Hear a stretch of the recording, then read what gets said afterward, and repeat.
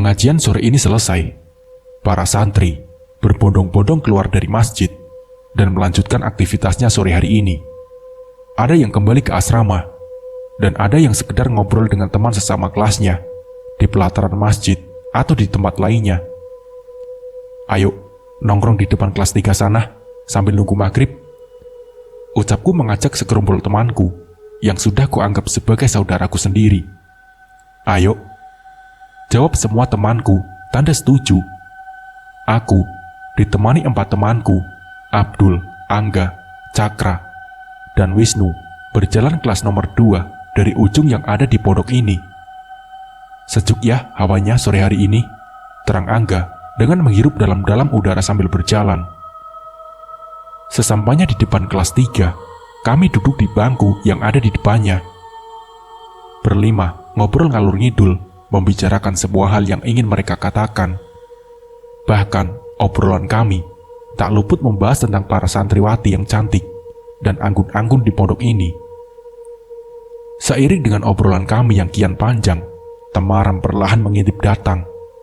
Cahaya senja ditemani suara serangga hutan mengintip dari balik pepohonan rimbun yang tumbuh mengelilingi pondok. Pondok yang berdiri di pegunungan dan hutan rimba yang mengelilingi ini terlihat syahdu di beberapa waktu, salah satunya saat sore hari. Tapi tak menutup kemungkinan suasana ini berubah menjadi menakutkan saat gelap datang. Allahu Akbar, Allahu Akbar. Suara azan menggema di seluruh sudut pondok. Kami lekas-lekas berjalan menuju langgar atau musola yang ada di tengah-tengah pondok. Santri yang lain pun juga berjalan dengan kain sarung dan mukena yang sudah mereka kenakan. Assalamualaikum, salam Abdul pada salah seorang santriwati yang kami temui. Memang di antara kami, Abdul inilah yang paling agresif jika melihat perempuan yang cantik-cantik. Dengan senyum anggun yang sangat menundukkan jiwa, ia menjawab, "Waalaikumsalam." Dia bernama Lastri, salah satu santriwati primadona di pondok ini. Tak seorang pun santri laki-laki yang tidak kagum saat melihat senyuman manis di wajahnya yang berhiaskan tai lalat di dekat bibirnya. Aduh, senyumannya rek. Awalnya udah sejuk, tambah sejuk deh kalau begini, ucap Abdul sambil senyum-senyum setelah mendapat jawaban dari salam yang ia ucapkan. Alah, Dul, matamu kalau melihat yang bening-bening kok awas aja, ujar Cakra sambil menggelengkan kepalanya melihat kelakuan Abdul. Langkah Lastri kian lama kian menjauh dan masuk ke dalam masjid. Seiring dengan kami yang sampai juga di pelataran masjid, sudah menjadi kewajiban semua santri menunaikan sholat jamaah di semua sholat 5 waktunya. Setelah maghrib, yang sudah menjadi hal rutin dan wajib adalah mendengarkan kultum yang diisi oleh para santri yang selalu bergantian setiap harinya hingga menunggu waktu Isya. Singkat cerita, setelah Isya, makan malam dan kegiatan malam, aku dan keempat temanku lekas kembali ke kamar karena ingin cepat istirahat. Kebetulan, aku dan ketiga temanku ini menghuni kamar yang sama, yang mana di dalamnya terdapat 2 ranjang tingkat dan 1 ranjang di bawah yang biasa kami berlima gunakan istirahat. Kulihat Abdul senyum-senyum di atas ranjangnya. "Kamu kesambet apa, Dul? Kok senyum-senyum sendiri?" tanyaku. Enggak, Ron. Aku keinget Lastri. Anak itu kok cantik banget ya," ujar Abdul sambil terus senyum-senyum di wajahnya. Dul, lalu kamu mau ngapain? Kita ini di pondok, tidak mau mendekati perempuan seperti kalau kita hidup di kota," sahut Cakra menasihatinya. Semakin lama, kami mulai tidur dan semakin larut dalam tidur kami masing-masing, hingga akhirnya suara azan membangunkan satu persatu di antara kami. Pondokku ini berdiri di lereng pegunungan kapur yang berada di Jawa Tengah dan berdiri di antara lebatnya rimba hutan. Berdiri di antara hutan membuat pondokku ini jauh dari perkampungan penduduk. Perkampungan terakhir yang bisa ditemui sebelum sampai pondok ini adalah di tepi jalan raya antar kota yang letaknya jauh dari pondokku ini. Di sini, air yang didapatkan berasal dari sumber air yang letaknya di lereng pegunungan dekat dalam hutan dan cukup jauh dari pondok. menghabiskan waktu 15-20 menit ditempuh dengan jalan kaki. Dari sumber air tersebut, tersambung pipa paralon hingga ke area pondok yang sengaja dibuat pengurus pondok untuk kebutuhan di dalam pondok. Berdiri di antara hutan, membuat fasilitas pondok ini terbatas. Terlebih pencahayaannya yang masih bisa dikatakan minim. Tapi, bagi banyak orang yang mengetahui, pondok ini terkenal sebagai pondok yang mampu mencetak santri-santri yang unggul. Jadi tak ayal apabila banyak orang tua yang rela mengirim anak-anaknya kemari. Hari itu, aku melakukan aktivitas biasa, seperti sekolah yang mana saat ini, aku dan semua tokoh di cerita ini masih menginjak di kelas 10 aliyah, dan sorenya, aku kembali nongkrong manis dengan teman-temanku. Pasca Isya hari ini, kami para santri belajar kitab kuning yang rutin dijadwalkan setiap minggunya. Saat semua santri fokus memperhatikan Ustadz Ali yang sedang menjelaskan, tiba-tiba gelagat Abdul terlihat berbeda dari biasanya. Setelah menyadari gelagatnya yang aneh, aku terus mengawasi gerak-geriknya. Tapi ternyata, dengan cepat gelagat Abdul berubah drastis. Abdul meronta-ronta di posisi duduknya dan membuat seisi kelas kocar-kacir. Benar saja, Abdul kerasukan yang entah dari mana asalnya. Disertai suara geraman yang keluar dari mulutnya, Abdul mengacak-ngacak semua benda yang ada di dekatnya. Sontak, para santri laki-laki yang berada di dekatnya menahan pergerakannya, termasuk aku, Angga, Cakra, dan Wisnu. Tubuh Abdul meronta-ronta begitu hebatnya, sehingga membuat cengkeraman tangan kami terlepas. Dan saat terlepas, entah mengapa si Abdul langsung membungkam dengan kepala tangan besarnya ke arah dada Angga. Angga terpental dan jatuh tersungkur sambil memegang dadanya. Tak lama dari situ, Ustadz Ali langsung menetralkan suasana dan Abdul perlahan sudah kembali normal. "Cak, itu Angga dibantu," suruhku saat melihat Angga kesakitan akibat dipukul Abdul. Cakra datang menghampiri Angga dibantu yang lainnya. "Gak, kamu tidak apa-apa?" tanya Wisnu. "Insya Allah, aku tidak apa-apa. Tapi dadaku panas sekali rasanya," jawab Angga. Ustadz Ali meminta kami mencarikan air dingin di dapur untuk menghangatkan dada Angga. Kelas malam hari itu dicukupkan karena kejadian ini. Lantas, aku, Cakra, dan Wisnu mengajak Abdul dan Angga untuk langsung kembali ke kamar dan istirahat. Setelah kejadian itu, Abdul baru bercerita. Ternyata, masalah seperti ini sering terjadi dan menimpanya sejak lama. Di kamar, aku langsung meminta Abdul dan Angga mengistirahatkan badannya. Berbeda dengan Abdul yang sudah kembali normal. Sekarang, Angga banyak sekali melamun. "Gak, Angga," panggilku padanya yang ranjangnya di sampingku. Tanpa jawaban. "Gak, Angga," teriak Wisnu sambil menepuk kakinya. Barulah ia menjawabnya. Iya, kenapa, Nu?" jawab Angga. "Kamu itu kenapa sih? Kok berubah ngelamun aja?" ucap Wisnu padanya. "Enggak kok, aku gak kenapa-napa," jawab Angga. Singkat cerita, kami semua tertidur. Tapi entah jam berapa aku bangun karena ada suara berisik di telingaku. Saat mataku terbuka, mataku tertuju pada Wisnu yang sedang mengambil air. "Ada apa, Nu?" tanyaku. "Itu Angga, gak tahu mimpi apa tadi teriak-teriak ketakutan," ucap Wisnu. Sontak, aku duduk dan melihat ke arah Angga. Dengan nafas terengah, Angga duduk di atas ranjangnya. "Kamu kenapa lagi, Gak?" tanyaku. "Ini, minum dulu gak?" ujar Wisnu sambil menyerahkan cangkir yang berisi air putih pada Angga. "Jadi, begini. Aku tadi mimpi didatangi seseorang perempuan menakutkan di kamar sini. Waktu dia mendekat, tiba-tiba aku bangun," ucap Angga menjelaskan padaku dan Wisnu. "Kamu tadi gak berdoa dulu ya? Ya udah, buruan tidur lagi. Ini masih tengah malam. Jangan lupa berdoa dulu," suruh si Wisnu. Malam itu, kami semua tidur lagi, ditemani suara jangkrik yang sayup-sayup, terdengar hingga dalam kamar. serta angin malam yang masuk di antara ventilasi kamar. Semua nyenyak dengan bawah sadarnya masing-masing. Seperti biasa, kami semua bangun tatkala azan subuh berkumandang dan langsung dilanjutkan dengan aktivitas pagi dan sekolah sampai siang hari. Para santri lalu lalang sibuk dengan aktivitasnya masing-masing.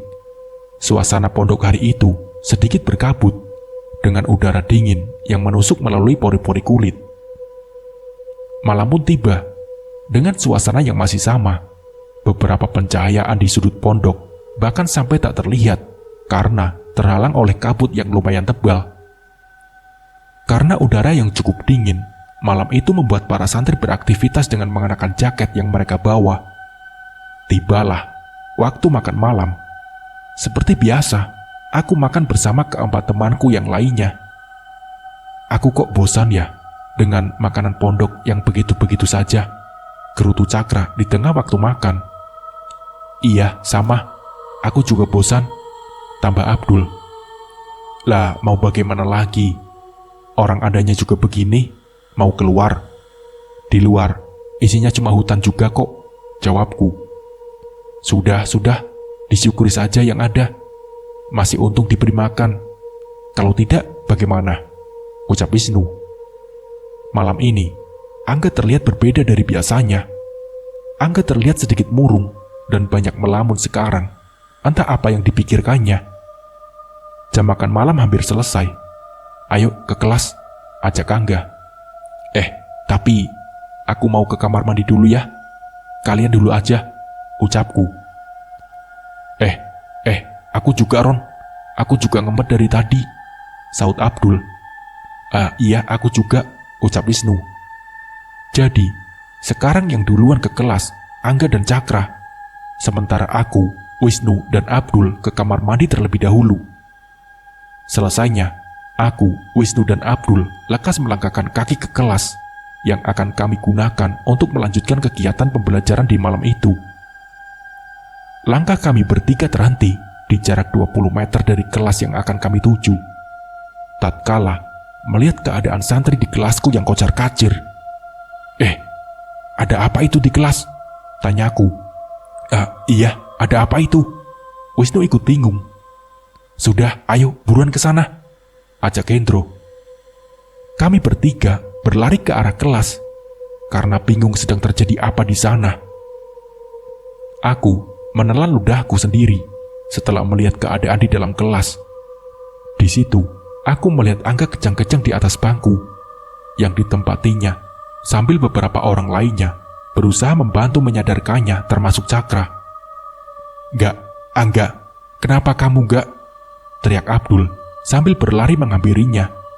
Aku dan Wisnu membuntuti Wisnu dari belakang. Nafas Angga tersengal-sengal seperti orang ayan. Tatapan matanya tajam ke arah depan kelas. Keadaan kelas malam itu mencekam, campur tegang. Ustadz yang akan mengajar malam itu juga belum datang. Beberapa santri katanya juga sedang melaporkan kejadian ini ke pengurus pondok, tapi belum juga kembali. Angga, panggilku bersautan dengan yang lainnya sambil menepuk-nepuk bahu dan punggungnya, berharap Angga lekas sadar. Kejadian ini berlangsung hingga kurang lebih 10 menit, hingga akhirnya Angga pingsan dan sadar dengan sendirinya. Ada apa? Angga kenapa? Tanya Ustadz Somad yang baru datang dengan temanku yang melaporkan kejadian ini tadi. Nggak tahu Pak Ustadz. Nggak tahu Pak Ustadz. Ini Angga sudah sadar diri, jawab temanku yang juga membantu yang bernama Fuad. Angga dibawa saja ke dalam kamar. Salah satu di kamarnya dibantu ditemani, suruh Ustadz Somad. Aku, Wisnu, Cakra, dan Abdul saling tatap, bingung siapa yang akan menemaninya. Saya aja Pak Ustadz, ucap Wisnu saat itu. Setelah diberi minum, Angga kembali ke kamar ditemani Wisnu. Sementara aku dan santri lainnya melanjutkan pembelajaran malam ini. Singkat cerita, kelas selesai. Aku, Cakra, dan Abdul langsung kembali ke kamar. Takut Angga kumat lagi, apalagi Wisnu sendiri menemaninya. Oi, kamu kenapa? Teriak Cakra saat baru masuk kamar. Di kamar, Angga murung di atas ranjangnya. Di dekatnya ada Wisnu yang siap siaga mengawasinya. Memang, sejak kejadian semalam Angga berbeda. Dia banyak diam dan malah terlihat seperti orang linglung. Sudah, biarkan dulu. Biarkan Angga beristirahat dulu, ucap Wisnu. Malam itu, aku, Abdul, Cakra, dan Wisnu bergantian mengawasi Angga sepanjang malam secara bergantian. Karena kami takut kalau terjadi apa-apa lagi padanya. Tidurlah kami semua, kecuali Wisnu yang mendapat giliran pertama mengawasi Angga. Tibalah giliranku mengawasi Angga. Angga tidur di ranjang tingkat sebelahku, dan dia di bagian bawah, sementara aku di atas. Jadi, aku cukup mengawasi Angga dari atas tempatku tidur. Jam hampir menunjukkan pukul 02.00 pagi. Kali ini, pandanganku tertuju di wajah Angga yang mulai menunjukkan perbedaannya. Dengan mata yang terpejam, wajah Angga seketika berganti. Senyum tiba-tiba merekah di wajah Angga. Angga terus-terusan senyum-senyum dalam tidurnya, seperti sedang melihat perempuan cantik di hadapannya. Ini anak gila apa gimana sih?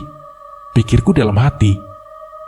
Ingin kubangunkan, tapi kuurungkan karena hanya sebatas itu. Takutnya Angga hanya larut dalam mimpi indahnya. Dul, Abdul. Aku memanggil Abdul. Giliranmu, Dul, tambahku. Iya, Ron, jawabnya dengan mulut yang menguap. Setelah itu, aku tidur lagi, dan kami semua kembali bangun saat subuh tiba. Angga, dia tampak seperti kemarin, lebih banyak diamnya, hingga satu persatu di antara kami semua mulai menyadarinya. Keadaan seperti ini berlangsung hingga 2 hari lamanya. Kami terus bertanya-tanya, sebenarnya apa yang terjadi pada Angga? Raganya sehat-sehat saja, tapi seperti ada yang sedang terjadi di dalam pikirannya, dan tidak seorang pun yang mengetahuinya. 2 hari setelah kejadian Angga yang kejang-kejang dalam kelas, ada sesuatu yang janggal kembali terjadi, dan ini lebih parah lagi jika dibandingkan dengan sebelumnya. Setelah sholat isya berjamaah, Wisnu memanggilku. Ron, Angga di mana? Tanyanya. Tadi di situ kok sholat, jawabku sambil menunjuk tempat di mana Angga sholat tadi. Tidak ada, Ron, tidak ada, jawabnya lagi. Yang benar, ucapku. Seketika aku mengajaknya, juga Cakra dan Abdul untuk mencarinya. Saat itu, kami belum melaporkan kejadian ini pada pengurus pondok. Kami berempat berusaha mencarinya terlebih dahulu, sampai kalau belum ketemu, kami baru melaporkannya. Malam itu, di saat santri yang lain tengah makan malam, aku, Abdul, Cakra, dan Wisnu sibuk keliling pondok mencari keberadaan Angga. Tapi usaha kami tidak membuahkan apa-apa, dan jam kegiatan malam sudah kembali mulai. Gimana ini, Ron? Tanya Cakra. Sudah, ayo laporkan ke pengurus pondok saja, sahut Wisnu di tengah kebingungan kami. Dengan nafas yang masih terengah, kami berempat berjalan cepat ke ruang pengurus pondok. Kalian mau kemana? Tiba-tiba, ada suara yang memanggil kami. Dan saat kami cari dari sumber suaranya, ternyata Ustadz Ali di depan masjid. Disitulah kami langsung menceritakan kabar hilangnya Angga. Setelah kami menceritakan kronologi lengkapnya, Ustadz Ali buru-buru ke ruang pengurus pondok untuk mengabarkan kepada yang lainnya, dan langsung meminta semua santri yang ditemuinya untuk mencari Angga. Dalam sekejap, suasana pondok gempar akibat berita hilangnya Angga. Hampir seluruh santri, dari yang muda hingga senior, mencari keberadaan Angga yang entah hilang kemana. Ron, ada seseorang memanggilku. Ternyata Arum, teman sekelasku. Aku tadi melihat Angga jalan, pas di depan kelas. Tapi pas aku tanya mau kemana, tidak menjawab. Angga terus jalan gitu aja, Ron, ucapku. Serius? Tanyaku. Jalan ke arah mana dia? Tanya yang lainnya. Itu, ke sana, jawabnya, sambil menuju ke arah kelas yang ada di paling pojok. Aku yang saat itu bersama Abdul mulai mengelilingi tempat yang dimaksud Arum, tapi kami tidak menemukan apa-apa. Hingga aku dan Abdul memiliki inisiatif mencarinya ke sumber air yang ada di dalam hutan. Jam sudah menunjukkan hampir jam 11 malam. Sebenarnya, ada keraguan padaku dan Abdul untuk mencarinya ke sana, karena sumber air yang letaknya lumayan dalam hutan. Dengan membawa lentera, aku dan Abdul perlahan memberanikan diri masuk ke dalam hutan. Gelapnya hutan ditambah suara serangga hutan memang benar-benar membuat kami berdua bergidik ngeri. Sempat terbesit dalam pikiranku, takut kalau Abdul kesurupan lagi. Tapi, semoga saja tidak terjadi apa-apa. "Dul, jangan jauh-jauh, sini," ucapku. Karena Abdul berjalan agak jauh di belakangku. Sesampainya kami di sana, tidak ada apapun yang kulihat. Yang ada hanyalah air yang mancur, yang terus mengalir, serta pipa paralon yang tersambung hingga pondok. Mendapati tidak ada tanda-tanda Angga di sini, aku dan Abdul langsung kembali ke pondok. Setibanya aku di pondok, aku dan Abdul mendapat kabar kalau Angga ditemukan dan dia tidak kenapa-napa. Sekarang dia sedang di masjid bersama ustadz dan senior yang lainnya. "Alhamdulillah," ucapku dan Abdul. Saat di masjid, aku dan Abdul bertemu Cakra dan Wisnu. "Angga ketemu di mana?" tanyaku. "Tadi, senior melihat Angga sedang duduk di depan kelas ujung pondok sana," jawab Wisnu. "Ah, demi Allah, aku dan Roni tadi keliling di situ tidak melihat siapapun, apalagi Angga," ucap Abdul sambil terbelalak kaget. Aku hanya melamun, kebingungan, mengetahui kejadian ini, sambil berpikir, sebenarnya apa yang sedang terjadi pada Angga? Hingga belakangan banyak sekali kejadian janggal menimpanya. Tak lama, Angga keluar dengan dibantu beberapa orang. "Ini, Angga diantar ke dalam kamar," suruh Ustadz Ali pada kami berempat, karena tahu kalau kami adalah teman sekamarnya. Malam itu, aku, Abdul, Wisnu, dan Cakra tetap mengawasi Angga, bergantian seperti malam-malam berikutnya. Di kamar, tubuh Angga lemas. Dia hanya tiduran merebahkan fisik dan pikirannya. "Gak, tadi kamu kemana sebenarnya?" tanya Abdul. Sambil tiduran, Angga bercerita. "Tadi, waktu aku keluar dari masjid, gak tahu kenapa rasa-rasanya aku pengen duduk di kursi depan kelas yang ada di pojokan sana. Aku tahu ini aneh, tapi gak tahu kenapa tadi aku pengen sekali ke sana. Seperti ada yang memintaku ke sana. Lalu, itu kan di samping kelas tanah kosong kan. Pas aku lagi duduk, tiba-tiba ada perempuan cantik lewat. Cantik sekali, pakai gaun putih. Aku terus melihatnya, karena emang benar-benar cantik. Sampai akhirnya perempuan itu berhenti dan menolehkan wajahnya ke arahku sambil senyum. Manis banget senyumnya. Lebih manis dari senyuman Lastri, Dul," ejek Angga pada Abdul. Saat itu, aku terus ngeliatin perempuan itu, dan dia juga terus senyum-senyum melihatku. Tapi, di sewaktu itu, tiba-tiba wajahnya berubah. Wajahnya yang cantik dan anggun itu, setengahnya berubah hancur. Seketika itu, wujudnya berubah menyeramkan. Setengah wajahnya tanpa kulit, sedikit tertutup rambutnya yang terurai dengan pipinya yang robek hingga ke pipi sampai gigi dan lidahnya kelihatan. Dan matanya yang satu terbelalak hingga hampir lepas. Seketika itu juga aku terkejut dan ketakutan melihatnya. Perempuan yang awalnya enak dipandang berubah menjadi menakutkan. Itu lama-lama jalan perlahan mendatangiku. Aku mau lari dari situ, tapi tubuhku gak bisa digerakkan. Aku mau teriak juga gak bisa. Badanku seperti terkunci di sana. Sampai akhirnya ada seseorang yang menepuk pundakku, dan ternyata dia Mas Komar. Seketika itu juga, perempuan tadi menghilang dari hadapanku, dan entah kemana perginya. "Enggak, kamu tidak sedang berbohong kan?" tanya Abdul dengan wajah sedikit ragu mendengarkan ceritanya. "Enggak, Dul, serius. Aku juga ketakutan. Aku ingin lari tapi tidak bisa," jawab Angga. Aku tadi keliling di depan kelas itu, sampai gak kehitung. Tapi aku tidak melihatmu. Iya kan, Ron? Ucap Abdul kebingungan. Aku mengangguk pelan. Lalu, pas di kelas kemarin, tanyaku. Oh iya, aku kelupaan cerita, sahut Cakra. Jadi, kemarin waktu Angga kejang-kejang di kelas, sebelumnya tingkah Angga udah aneh. Si Adam yang ada di dekatnya merasa, lalu Angga dipegangi. Waktu itu, tiba-tiba, si Angga tertawa keras sekali, dan tertawanya mirip suara perempuan dan sangat keras. Seketika satu kelas dengar dan ketakutan. Yang laki-laki memegangi Angga. Lalu si Adam tanya sebenarnya siapa yang ada di dalam tubuh Angga. Dan waktu itu juga, sosok yang ada di bagian Angga menjawab jika namanya Sela dan asalnya dari Lampung.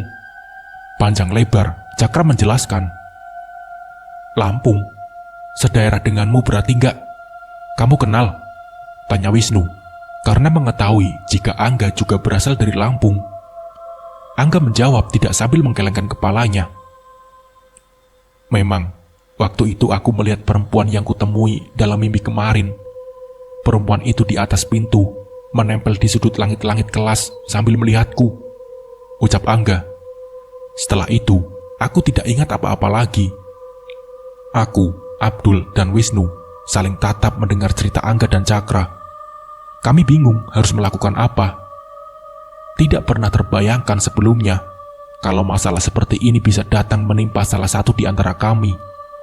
Tak seorang pun dari kami berani melanjutkan percakapan lagi, karena jam sudah lebih dari jam 1 malam. Suasana pondok saat malam sudah sering bikin merinding, ditambah keadaan seperti ini. Ya udah, ayo tidur. Nanti pagi sekolah, ajakku. Siapa yang jaga duluan? Tanya Wisnu. Aduh, aku lupa. Masih harus mengawasi Angga malam ini. Perasaan sudah kalut dan ketakutan, ditambah harus berjaga. Gerutuku dalam hati. Sudah, tidak perlu menjagaku, gak apa-apa, ujar Angga. Gak apa-apa enggak, kami khawatir kalau kamu kenapa-napa, santai saja, jawab Wisnu. Gimana kalau berdua yang jaga? Aku dengan Wisnu duluan, nanti gantian Abdul dengan Mucak, usulku. Semua mengiyakan usulanku, karena memang tak seorang pun dari kami berani terjaga sendirian malam ini. Singkat cerita, kami berjaga bergantian, dan masing-masing di antara kami berempat hanya tidur kurang dari 2 jam malam ini. Angga masih dengan kebiasaannya, yang berbeda di hari-harinya sekarang. Belum ada perubahan yang ada pada dirinya. Dia masih bisa jika diajak komunikasi. Hanya saja, dia lebih pendiam dari biasanya, dan seperti linglung jika diperhatikan. Antara aku dan ketiga temanku yang lain bingung, ingin melakukan apa pada temanku satu ini. Setiap hari, kami selalu mengawasinya. Bahkan, ketika hendak ke kamar mandi pun, salah satu di antara kami mengikutinya. Hingga di suatu malam berikutnya, kami lengah. Pada malam Jumat, saat para santri sedang berkegiatan batsu masail di dalam masjid, lagi-lagi Angga menghilang. Saat itu juga aku dengan keempat temanku izin dengan senior untuk mencarinya. Kami ditemani salah seorang senior yang memang tahu dengan keadaan Angga. Saat itu, Angga kembali hilang dari pondok. Bedanya kali ini hanya kami berempat, beberapa senior dan pengurus pondok yang tahu kabar hilangnya Angga. Kami semua memilih menutupi ini dari santri lainnya, agar suasana pondok tidak gaduh lagi seperti kemarin. Dengan orang yang terbatas, berbekal senter, lampu dan lentera seadanya, kami berpencar ke seluruh sudut pondok. Aku dan Wisnu kebagian mencarinya ke arah kamar mandi para santri. Angga, panggilku, bersautan dengan Wisnu mencari keberadaan Angga malam Jumat kala itu. Lagi-lagi, kami dihadapkan dengan situasi mendebarkan malam itu. Malam yang terkesan berbeda bagi sebagian orang dan Angga menghilang lagi. Rasa takut tiba-tiba muncul dalam perasaanku, karena teringat cerita Cakra dan Angga tempo lalu tentang seorang perempuan yang bernama Sela. Nu, kalau Angga dibawa Sela lagi, bagaimana kita memintanya ya, Nu? Tanyaku di antara langkah malam itu. Sudah, pokoknya cari dulu, jawab Wisnu. Di kamar mandi, kami berdua tidak menemukan tanda-tanda adanya Angga. Lantas, kami melanjutkan mencarinya di dekat asrama santri perempuan. Saat kami sedang menelusuri samping asrama, tiba-tiba telingaku terdengar suara rintihan seseorang yang sedang menggigil. "Gak, Angga," ucapku memanggil Angga, barangkali itu dia. Suara rintihan itu semakin lama semakin jelas. "Nu, dengar gak?" tanyaku pada Wisnu. Kami berdua diam di tempat dan saling tatap. Wisnu mengangguk, tanda kalau dia juga mendengarnya. Suara rintihan itu semakin jelas dan semakin jelas. Keringat terasa mengalir dari balik bajuku. Kepalaku kutengokkan ke segala arah mencari dari mana sumber suara rintihan itu. Dan ternyata, dengan jantung yang terus berdetak kencang, kali pandanganku tertuju ke arah kamar mandi santri. "Astagfirullah, enggak!" teriakku karena melihatnya muncul dari belakang kamar mandi. Sontak aku berlari menghampirinya, diikuti Wisnu di belakangku. Aku terkejut dengan keadaan Angga. Dia menggigil dengan badannya yang basah kuyup, mukanya pucat dan bibirnya membiru. Tanpa berpikir lama, aku melepas sarungku yang kupakai dan kubentangkan di badan Angga untuk mengurangi rasa dinginnya. Kini, aku berjalan menuntunnya, hanya dengan baju koko dan celana pendek yang aku pakai. Tak lama, semua yang mencari Angga sudah berkumpul dan menghampiriku yang membawa Angga. "Dibawa kemana ini, Mas?" tanyaku pada salah seorang senior yang ikut mencari. "Dibawa ke masjid aja, ada para ustadz di sana," jawabnya. "Angga biar ganti baju dulu ya, Mas," ucapku. Setelahnya, aku dan Angga ke masjid. Semuanya sudah menunggu di sana. Di sana, Angga banyak dicecar tentang masalah yang menimpanya belakangan ini. Setelah semuanya jelas akar masalahnya, kami berempat diminta mencari 10 santri laki-laki untuk dibawa kemari. Dan ternyata, malam ini Angga akan diruqyah, dan yang melakukannya Ustadz Yahya. Dan 10 santri yang baru datang sengaja dipanggil untuk membantu. Semua santri diminta duduk melingkari Angga dan berzikir. Sementara Ustadz Yahya tepat di depan Angga memegang ubun-ubun kepalanya. Ini berlangsung agak lama. Lantunan doa dan zikir mengisi seluruh bagian masjid malam hari itu. Tidak ada perlawanan atau reaksi apapun yang ditunjukkan Angga tatkala diruqyah. Dia hanya diam dengan sesekali nafasnya terengah. Hingga singkat cerita, Angga selesai diruqyah, dan beberapa hari setelah itu, Angga sudah kembali menjadi seperti Angga yang kukenal, dan ketiga temanku kenal sebelumnya. Apakah ini sudah selesai? Jawabannya belum. Saya akan cerita dengan sudut pandang yang lainnya. Iya, aku akan bercerita dengan sudut pandang Angga. Selama hidupku, aku belum pernah sama sekali melihat atau merasakan hal janggal sebelumnya. Semua terasa baik-baik saja, tapi semua ini terjadi pasca tragedi itu, di mana saat aku membantu menyadarkan Abdul saat sedang kerasukan, dan dadaku menerima hantaman keras dari tangannya. Pasca kejadian itu, dadaku kerap sekali merasakan panas, hingga beberapa kali tak tertahankan. Hingga malam tepat setelah kejadian itu, aku bermimpi didatangi oleh seorang perempuan yang menurutku dia adalah kuntilanak yang menemui dan menerorku berkali-kali hingga sekarang. Dan semua kejadian janggal yang menimpaku, semuanya pasti diawali dengan rasa panas yang timbul dalam dada. Hingga di suatu malam, tepatnya malam Jumat, saat para santri tengah basu masail di masjid, aku yang baru datang dengan keempat temanku, tiba-tiba merasakan panas dalam dadaku. Karena sudah hafal kalau ini adalah pertanda buruk, saat itu aku mulai berzikir, bersolawat, agar tidak ada hal yang tidak kuinginkan terjadi. Tapi naas, ini aneh, tapi benar terjadi pada tubuhku. Rasa panas dalam dada semakin menjadi-jadi, hingga penglihatanku kabur dan pusing di kepala.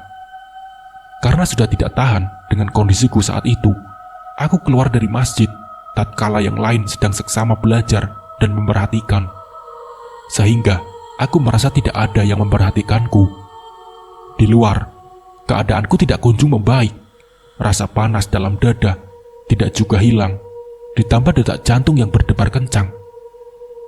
Angga, Angga, sayup-sayup, suara seorang perempuan memanggilku dari kejauhan.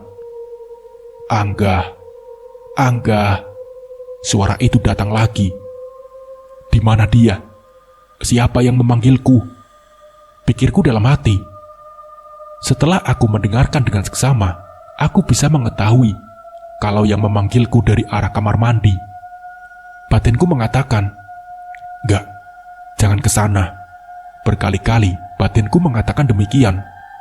Tapi entah apa yang terjadi padaku dan mempengaruhi pikiranku. Saat itu, aku berjalan mendatangi asal dari suara tersebut. Aku tak ingat kenapa bisa aku berjalan menghampiri suara tersebut ke sana. Aku melangkahkan kakiku perlahan ke sana. Di sana, di depan kamar mandi, aku disambut oleh seorang perempuan yang kutemui tempo lalu saat sedang di pojokan kelas dengan wajahnya yang setengah hancur, dan dia tersenyum melihatku. Senyum yang membuatku seketika bergidik ngeri. Tapi sejak dari situ, aku kehilangan sadarku. Sampai-sampai dalam bawah sadar, aku merasa kalau aku sedang tidur di pangkuan seorang perempuan yang sangat menyayangiku, dan parasnya sangat cantik sekali. Bahkan, dia adalah salah satu perempuan tercantik yang pernah kutemui di dunia ini sampai sekarang. Dengan senyuman yang merekah di bibirnya, ia lantas membelai lembut rambutku. Lembut sekali. Hingga akhirnya, aku terbangun dari bawah sadarku yang sempat kukira adalah kenyataan. Tapi apa yang sedang kurasakan tadi benar terjadi sekarang.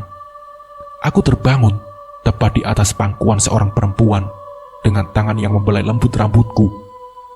Bedanya, kali ini bukan perempuan cantik yang kulihat, melainkan adalah sesosok perempuan yang kusebut sebagai kuntilanak dengan setengah wajahnya yang hancur. Dan posisiku sekarang ini berada di tepi aliran dekat sumber air yang ada di dalam hutan, sehingga membuat tubuhku kala itu seperti orang yang baru saja selesai mandi, basah kuyup semuanya. Ternyata firasatku tadi benar. Rasa panas dalam dadaku adalah pertanda buruk. Tapi lagi-lagi aku kalah dalam mengendalikan tubuhku sendiri. Aku sempat menganggap bahwa yang kulihat sekarang adalah mimpi buruk. Kututup lagi mataku dan kubuka lagi hingga berkali-kali. Dan ternyata masih sama. Kuntilanak itu masih ada di hadapanku. Seketika itu, timbul rasa ingin kabur dan lari di sana. Tapi lagi-lagi badanku terkunci, sehingga membuatku tak bisa bergerak, walau hanya sekedar menggerakkan jari-jariku. Astagfirullah, astagfirullah. Dalam hatiku, terus beristighfar agar aku bisa lekas keluar dari sini. Kuntilanak ini tak henti-hentinya menatapku dan terus membelai tangan kasarnya di rambutku. Mataku tak sedikit pun berani melihat ke arahnya. Aku hanya mampu memejamkan mata atau melihat ke arah yang lainnya. Entah sampai berapa lama aku terjebak di dalam situasi sulit itu, sampai akhirnya aku bisa sedikit menggerakkan badanku. Dan saat itu pula aku bangun dan cepat berlari ke arah pondok. Aku berlari tanpa melihat ke belakang sedikit pun. Kakiku yang terluka perih akibat batu atau ranting tajam yang kupijak di hutan karena sandalku yang entah kemana perginya. Suara lengkingan kuntilanak terdengar, suara lengkingan kuntilanak yang membuatku takut jika dia mengejarku. Saat hampir sampai di pondok, tubuhku melemas. Aku hanya mampu berjalan dengan sedikit menyeret-nyeret satu kakiku yang sudah teramat sakit. Tak jauh dari sana, setelah melewati kamar mandi pondok, Roni menemukanku. Dia memanggilku dari kejauhan. Roni berlari, lantas menyelimutkan kain sarung yang dipakainya pada badanku yang tengah menggigil hebat. Setelah dari situ, Roni mengantarku ganti baju, lantas membawaku ke masjid. Di sana, kedatanganku sudah disambut beberapa ustadz pondok dan senior. "Kamu itu dari mana?" tanya Ustadz Yahya. "Gak tahu Pak Ustadz. Sekarang dada saya sering panas. Dan tadi saya juga merasakannya." Sampai-sampai ada seorang perempuan yang memanggil saya di kamar mandi. Dan setelah dari situ, saya tidak tahu lagi, Pak. Sadar-sadar, saya sudah ada di dalam hutan dekat pancuran air. Di sana, badan saya dipangku kuntilanak, Pak Ustadz. Badan saya nggak bisa bergerak sama sekali. Mukanya hancur separuh. Jawabku sambil ketakutan. "Kamu habis melakukan apa? Kok bisa begitu?" tanya Ustadz Yahya. "Saya nggak ngapa-ngapain kok, Pak," jawabku. "Kamu melihatnya baru sekali apa sudah pernah sebelumnya?" tanya Pak Ustadz Yahya lagi. Dari sini, aku menjelaskan, sejak dari aku bermimpi, kerasukan di kelas, hingga aku ditemui kuntilanak itu pertama kalinya. Setelah aku menjawab demikian, Ustadz Yahya tak lagi bertanya. Beliau seperti sedang mempersiapkan sesuatu, tapi aku sendiri belum tahu apa yang akan dilakukannya. Hampir 10 menit, beliau mengatakan kalau aku akan diruqyah dengan metode khusus yang tidak bisa aku tuliskan di sini. Ustadz Yahya memanggil 10 santri untuk duduk mengelilingiku, sementara Ustadz Yahya memegang kepalaku tepat di ubun-ubun. Semua berzikir menghadapku. Semua lantunan doa terucap hingga masuk ke telingaku. Perlahan, rasa panas tersebut kembali datang di dadaku. Aku takut kalau kuntilanak tadi datang lagi membawaku. Semuanya terus berzikir. Badanku terasa sangat ringan hingga sampai aku merasa ada sesuatu yang diambil dari badanku. Tapi entah apa itu. Singkat cerita, aku telah selesai diruqyah oleh Ustadz Yahya. "Dia menyukaimu," ucap Ustadz Yahya sambil memberiku minum. "Menyukaiku, Pak Ustadz," jawabku terkejut. Beliau mengangguk. "Kamu sudah nggak apa-apa?" tanya Roni yang tiba-tiba menghampiriku. "Alhamdulillah, Ron," jawabku. "Kamu kembali ke kamarmu, istirahat. Insya Allah sudah tidak akan ada lagi," ujar Ustadz Yahya kepadaku. Pasca diruqyah, aku tidak lagi melihat keberadaan kuntilanak itu. Rasa panas dalam dadaku lambat laun menghilang dengan sendirinya. Beberapa kali rasa takut kerap kali datang menghantuiku tatkala aku sedang sendiri. Tapi alhamdulillah, aku memiliki teman yang selalu ada untukku. Teman yang sudah kuanggap seperti keluargaku sendiri. Mereka adalah Roni, Abdul, Wisnu, dan Cakra. Nah, seperti itulah kisahnya. Semoga dari kisah ini kita bisa mengambil hikmah dan pembelajarannya. Mungkin cukup sekian dari saya. Wassalamualaikum warahmatullahi wabarakatuh.